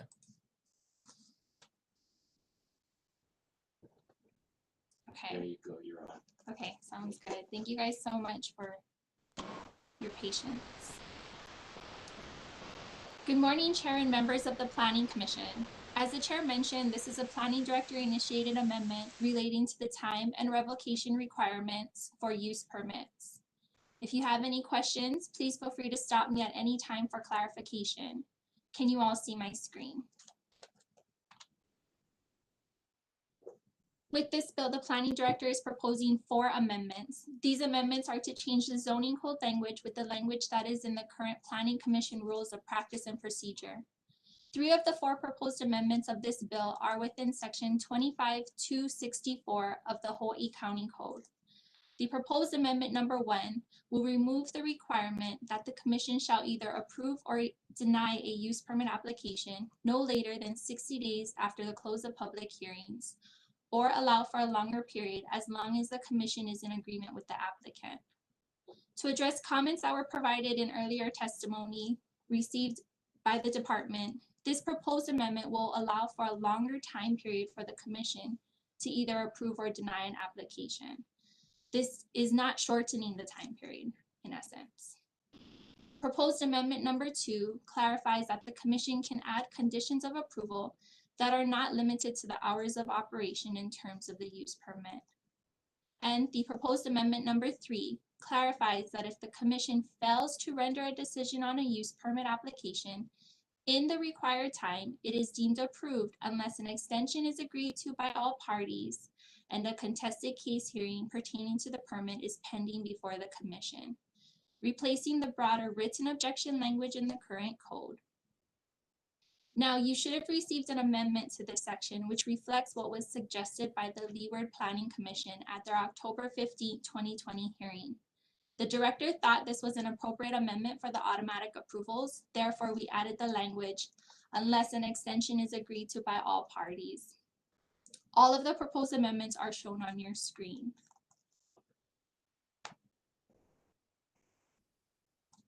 Comments came into the planning department with regards to the automatic approval language. I've taken this time to clarify the history of the automatic approval language, which dates to 1998 and Act 164, which amended HRS section 91-13.5 to read as you see on the screen. This at the time was an effort to revitalize Hawaii's economy in the late 1990s. As for the change to remove the written objections and replace it with the contested case, the department has always allowed for written objections to be submitted on any application. Written objections, however, have not stopped applications from the automatic approval should the commission not come to a decision. Historically, a contested case has been the only deterrent from the automatic approval as required by HRS. The fourth and last proposed amendment is to delete section 25-267 and replace it with the following language.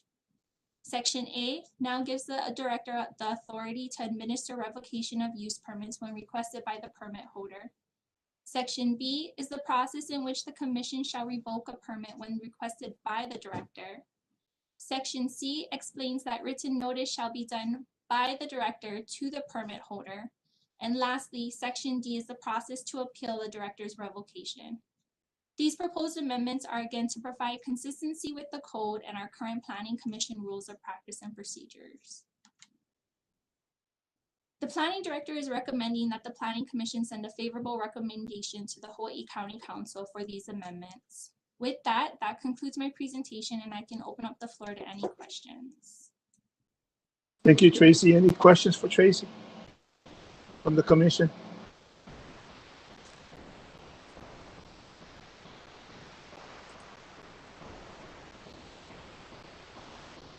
No questions? All right. No, I had trouble finding the unmute. Okay. Go ahead, Mr. Plugo. So it says if the commission on C, if the commission fails to render a decision within the prescribed period, the application shall be considered approved. So the prescribed period of time, and I'm just going to, as an example, pick Pi'ilani Partners. Was that what we did in that process within the prescribed period of time, even though we came to, oh, we want to continue it, working through the whole process? Is that considered the prescribed period of time? Or could at some point when we wanted to continue it, could the applicant have said, no, I don't go along with that, And if we failed to reach a decision that day, then it would have been approved? No, I so don't know if anybody can answer that, but I can answer that. So okay, thank you. SMA, when it comes to SMA and the regulations of SMA, we go off of HRS Chapter 205A for SMAs. So we follow those prescribed rules as far as that happens. This proposed change in particular, we are only speaking to use permits and how the automatic approvals apply to use permits only. There are two different sections of the HRS that we follow for the two various permits that we have. Okay, thank you. Thank you. Any other questions? All right, no questions, no comments. The motion action.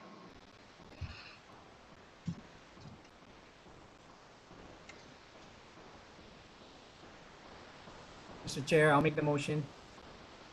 Mr. Al, go and make the motion, please. I beat Joe to it. So my motion, I move that a favorable recommendation be forwarded to the County Council on the ordinance amending Hawaii County Code Chapter 25 based on the Planning Director's recommendation, which shall be adopted. I second. It's moved and seconded that we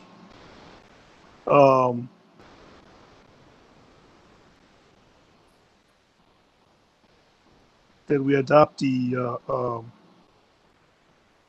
planning director's recommendation, favorable recommendation, as stated by Mr. Au.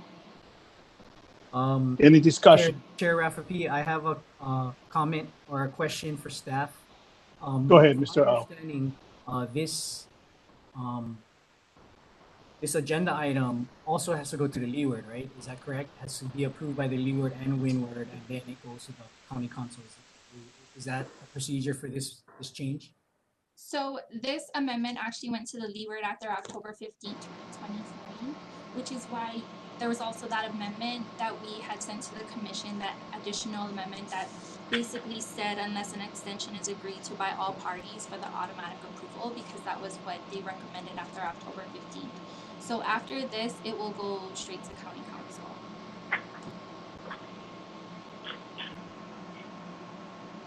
Thank you.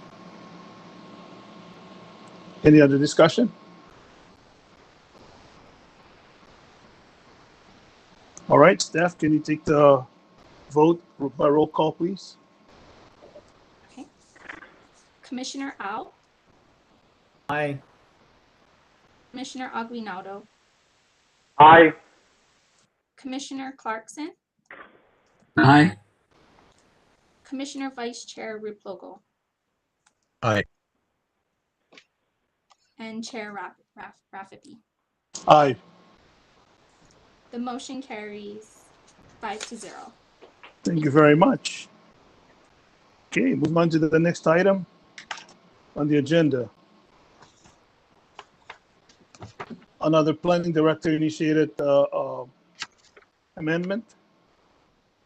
An ordinance amending Chapter 25 zoning code, Article 1, Article 2, Article 4, Article 5, and Article 7 of the Hawaii County Code 1983, 2016 edition as amended, relating to definitions, use permit requirements, off-street parking requirements, and zoning district regulations for medical clinics and massage, acupuncture, chiropractic, and other small-scale health service facilities.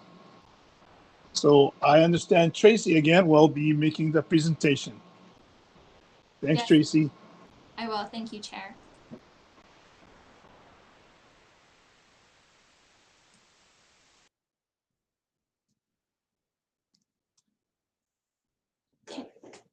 Can you all see my screen? Ma'am. Okay, Yes. thank you.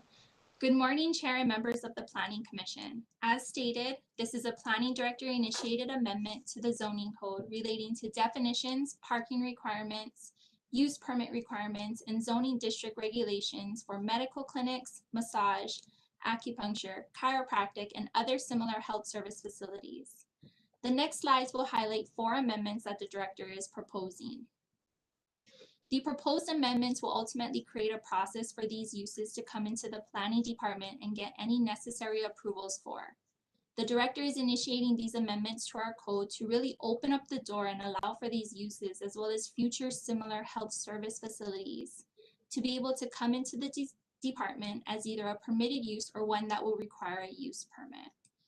It should be noted that this is an effort of the director to address the needs of the public by amending our code to keep up with the various new forms of health services that have evolved over the years. I understand that these types of proposed amendments can seem a little much. Therefore, if you have any questions, please feel free to speak up or stop me at any time.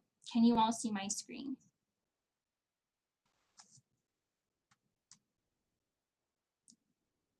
We'll begin with proposed amendment 1. This is relating to the definition of a medical clinic. Currently, the definition of a medical clinic states that chiropractic and massage treatment and services are not included as a medical clinic. The planning director is proposing that acupuncture and other similar health service facilities be listed as not included under the definition of a medical clinic. The next proposed amendment is to the personal service establishment definition. The personal service establishment definition currently includes massage facilities and chiropractic clinics as permitted under the personal service definition. The planning director is proposing the removal of massage facilities and chiropractic clinics from this definition so that the definition only includes non-medical personal services such as hair salons, dyeing, tailoring, shoe repair, and other similar establishments.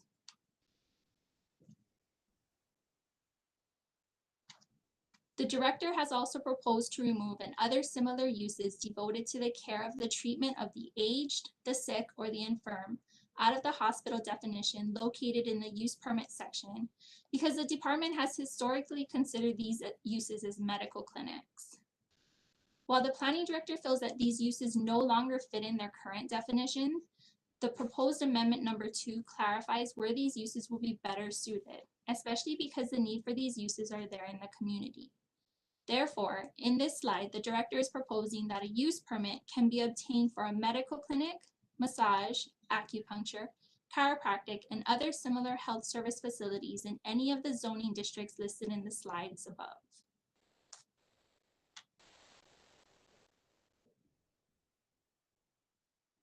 Now, when planning staff was considering this code amendment, we found that there was a conflict within our off-street parking and recognized the discrepancies between the proposed amendment and the parking section of our code. We're using this opportunity to rectify these conflicts by proposing to add off-street parking requirements. Therefore, the proposed amendment number 3 adds parking requirements for commercial uses within the RS, RD, and RM zoning.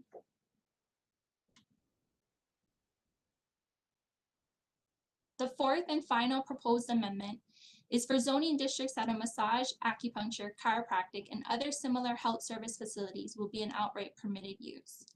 For example, listed on the screen, you can see the resort district where the current code allows for medical clinics and personal services as a permitted use. Therefore, the planning director is simply proposing to add the specific uses of a massage, acupuncture, chiropractic, and other similar health service facilities as a permitted use as well. The planning director feels that these uses are appropriate in the 8 zoning districts listed on the slide.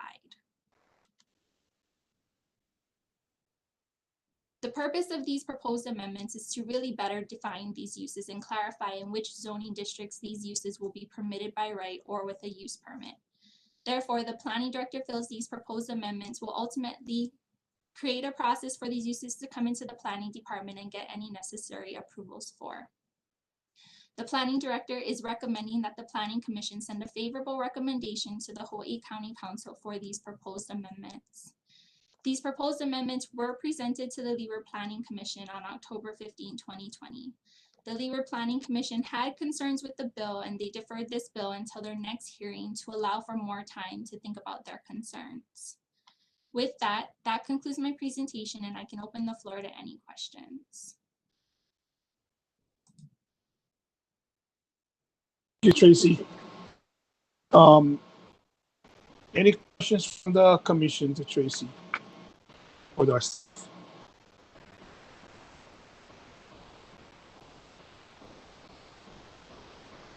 I do have a question, Tracy. What's the concerns? What's the from the Leeward Planning Commission? So the Leeward Planning Commission, they really had two types of concerns. The first concern was that in the RM zone district, we are proposing for massage, acupuncture, chiropractic, and other similar health service facilities to be an outright permitted use, because currently the personal service definition includes these uses as a permitted use in our current code. They felt that it should really go under the use permit section within the RM zone district. And then the second concern was just the definition on the medical clinic itself.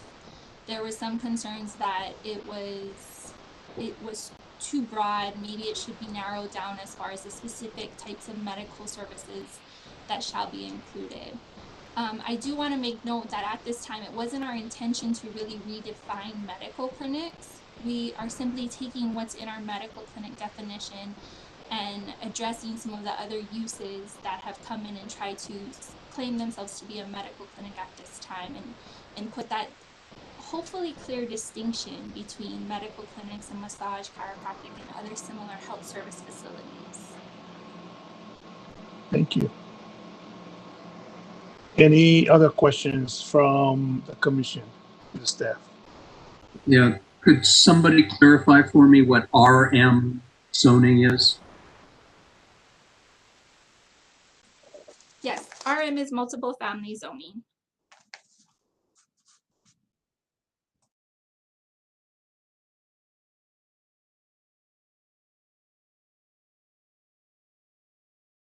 Any other questions?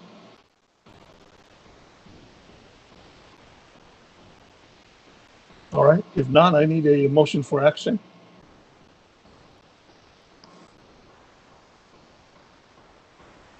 I move that a favorable recommendation be forwarded to the County Council on the ordinance amending the Hawaii County Code, Chapter 25, based on the Planning Director's recommendation, which shall be adopted. Any second? A second.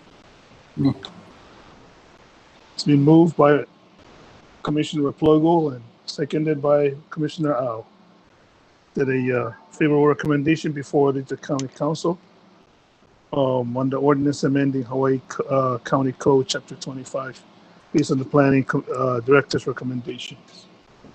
Okay, at this time, any questions, comments about that motion? I just have a quick comment. Go ahead, Commissioner Au. I just want to say that I appreciate the department and I appreciate the director's effort to clean it up and make it easier for these permits. You know, it's just clarifying a lot of things, and I appreciate the hard work. I appreciate the time and effort that the director and staff is putting into it. I second that. Any other comments? All right. Tracy, will you take the vote by roll call, please? Okay. Commissioner Replogo? Aye. Commissioner Au? Aye. Commissioner Aguinaldo? Aye. Commissioner Clarkson? Aye. And Chair Rafferty. Aye. The motion carries 5-0. Thank you so much. Thank you very much. All right. Move on to the next item on our agenda. Agenda item number 5. Consideration and adoption of amended findings of fact, conclusions of law, and decision and order for approval of a use permit to allow the construction of a non-manned telecommunication facility consisting of a 105-foot tall monopine with related equipment within a 1,054 square feet portion of a 20-acre property situated in the county's open zoning district. Subject property is located northeast of the Maku'u Drive, 17th Avenue intersection in the Hawaiian Paradise Park subdivision, Keaupuna, Hawaii. TMK 315-023-040. Staff will be making the presentation of this.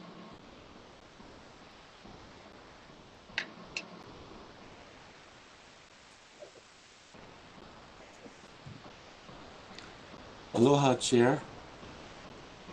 Aloha. There's no presentation for this one. This is just the commission voting on the final findings of fact for this particular application. So staff wasn't, did not prepare a presentation for this. Okay. Do we need to add, any commissioner need to ask any questions on this before we vote on it?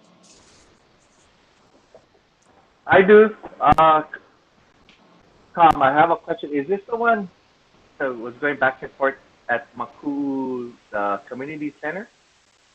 That's the one, right? Yes. Yes, at our last, yeah. Okay, got it. I thought it was a new one again. Okay, No. I got it. So, so basically, yeah. That's it. Okay, got it. Thank you. Thank you. Okay, I need a motion for action.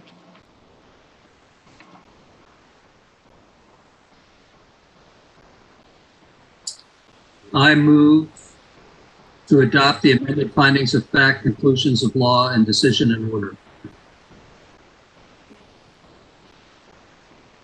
Second.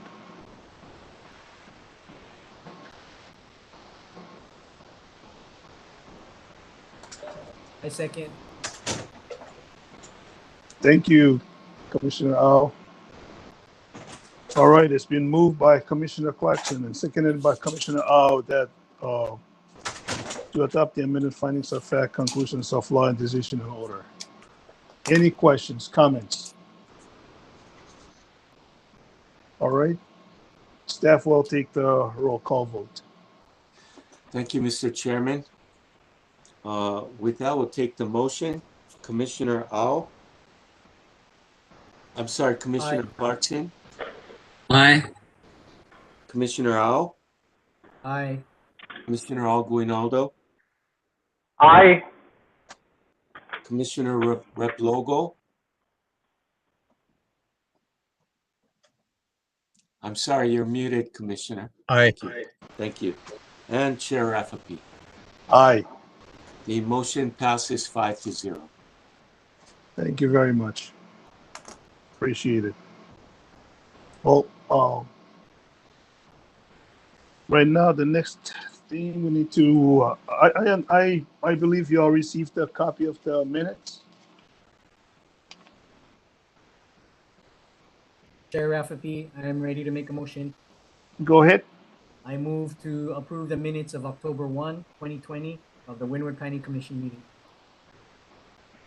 I second. It's been moved and seconded that we approve the minutes from the October commission meeting. All those in favor say aye. Aye. Aye. Any Aye. opposed say nay. It's unanimous. Thank you all very much. Now for administrative matters, I'd like to yield to our staff to address any administrative matters at this time. Aloha, Commission. At our last meeting, Commissioner Au requested that we provide the Commission with our up-to-date SMA assessments and short forms. So we've submitted that to the Commission through email. Hopefully you all received that. If you have any questions about that, I'm ready to answer any questions regarding that. Yeah, I looked through it. I don't have any burning issues with it, except that I was curious that a $39 million residence could be exempt. I mean, it had to be under 7,500 square feet, right? Yeah. 39 million on a house. I'm not familiar with that one. That might be under the short form, so that didn't come to us. But I'll take a look at that one to make sure it didn't go over the 7,500 square feet. The way our code, what normally happens is it's kind of broken up into two directions. If the house is located along the shoreline, they will recommend, or if there's any significant issues like archaeological or flooding or any type of issue like that, the staff will request the applicant to submit an SMA assessment, which comes to our division, and we review it. There has been major changes recently to the state law, and at some point we will agendize those changes and talk to you about it, because as mentioned last time, we are preparing changes to our rules to bring before both commissions to update our rules with the new law. But if with those changes, things have changed how we're going to be looking at single family dwellings along the shoreline now. They're no longer exempt, period. But for a lot of these that you see in West Hawaii and East Hawaii that are done through the short form, those are your typical building permits that are coming into our front office, our front part of the office, and the land use plan checkers will review them through what we call a short form assessment that they fill out and they do. So they're aware of the limitations that triggers an SMA major. And so if that house is over 7,500 square feet, they will require them to come in with a major SMA permit.